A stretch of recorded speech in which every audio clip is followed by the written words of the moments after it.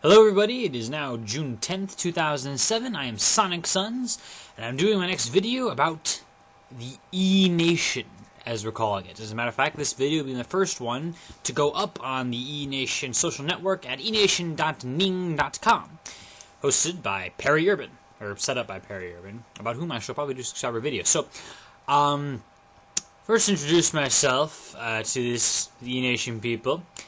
I signed up for this when Perry first mentioned it, and I've watched all the videos since then.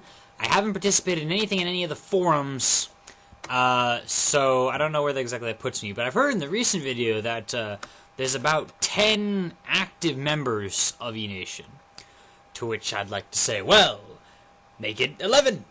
Or 10.5 maybe. After all, you know, I haven't been that committed thus far. How can you trust me? But I've seen the recent things from Perry and Joshua out in Tel Aviv about, hey, can't we just dream this up? Because apparently there's been this big schism going on with a lot of people trying to figure out how we're gonna put this whole thing together and how we're gonna get funding and how we're gonna, you know, and I won't repeat everything in the previous videos. But basically, you know, they're like, you know, first we need an idea. We need to dream it up. So, let's start dreaming. Forgive me if I'm covering any familiar territory here, but hey, perhaps the review is in order. So, what are we going for with Enation? Well, we don't like the fact that YouTube owns, well, it controls all of our stuff. It doesn't technically get the copyright ownership of everything we put up, but, you know, they could knock anybody off at any point, for any reason, and it's essentially a company, you know, and it's has to make money, you know, and they're devoted to their shareholders, and those shareholders aren't us, and this makes us uncomfortable, you know, and this is true of any video sharing site we've yet seen. So we're thinking of, you know, we've had our own site, but then that quickly becomes not just having our own site, but moving into broader ideas of what the internet can do, and how we might make something which is essentially a nation out on the internet. Very interesting.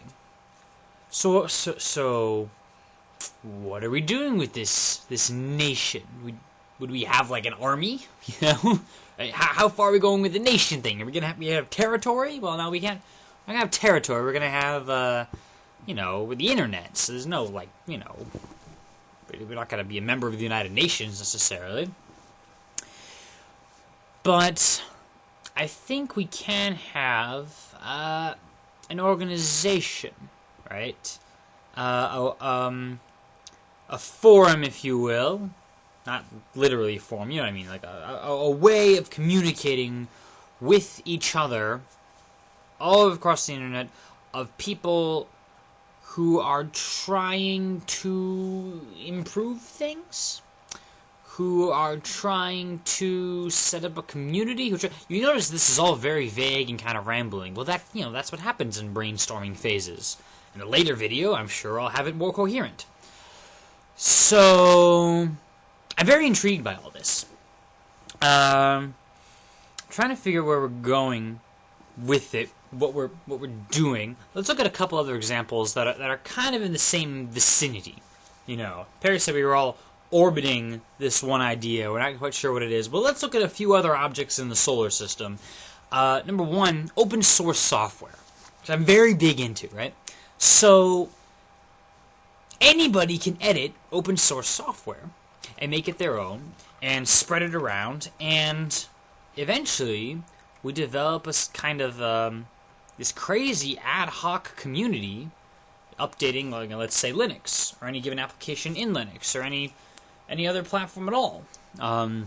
Anything that's open source. There's a fundamental, what do you call it?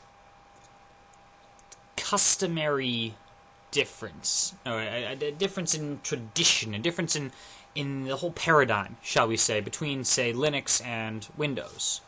Linux is done very ad hoc, right? We have, like, we have, you know, the way it is, and anybody can split it at any time and make their own version, and that splits, and there's like thousands of versions, and then like some they get back together, and then you know, and it works in these random ways, and somehow it works, as opposed to the thing with Windows, for instance. You know, they're a company and they have a big hierarchy and bureaucracy and a structure and all these things, and I won't get into technical details, because obviously this is meant for non-programmers as well, but basically, you know, it can get a lot harder to change things that way. I think a lot of people would agree, a lot of you know, programmers and stuff that know this thing, is that Linux, though it may not be as good as certain other proprietary things, depending on your viewpoint, it's getting better at a faster rate. You know, it's improving itself faster.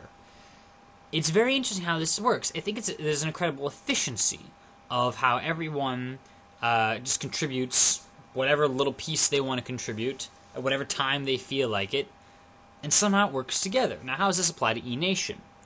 Well, it tells us of how an ad hoc system can work, and that is my first somewhat coalesced idea about this Enation thing, is that much as we can, we've got to go ad hoc more than hierarchical, right? We've got to make it more, not chaotic, but just not the traditional sense of organization. Things just kind of happen as they happen. And the reason for this is that's kind of how stuff works on the internet. It's not, in fact, it's not how things work better that way in general. I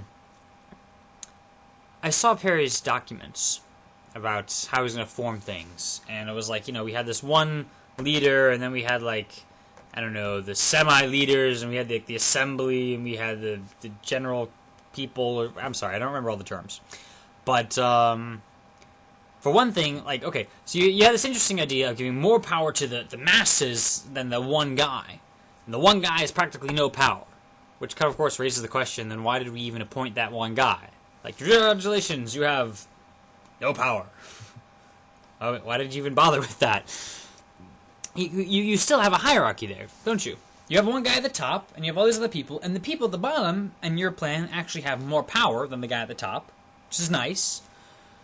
How much of a guy at the top do we even need? Or at least do we need to even declare?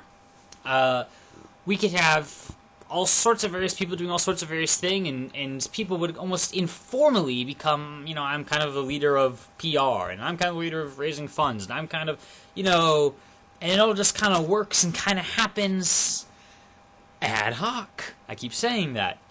It's very vague right now. This is also, the second example, how Wikipedia works, you know?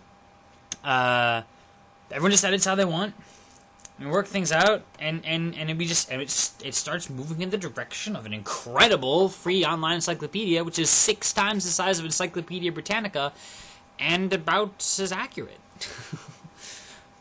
That is another thing. Encyclopedia Britannica is done by a team of researchers doing their thing in the nice, you know, traditional bureaucracy way of doing things.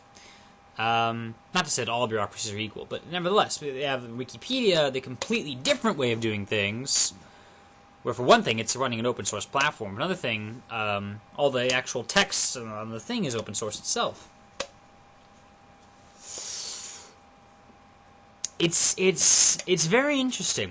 Here's an interesting part about Wikipedia, about other things, is that, you know, they don't have an army, they don't have cops, they don't have a lot of enforcement. They have a little bit of enforcement. They have, you know, programs and stuff to keep out hackers, obviously, and to keep out people who are vandals, things like that. They can ban you from the site.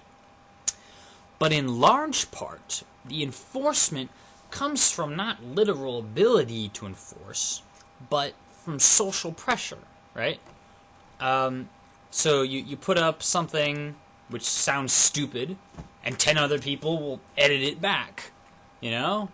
And you put it up again, people say, hey, you know, don't do that. And by and large, people obey that. By and large, people, oh, I'm sorry, I guess that was a stupid sounding sentence. Okay, you can take it away, you know?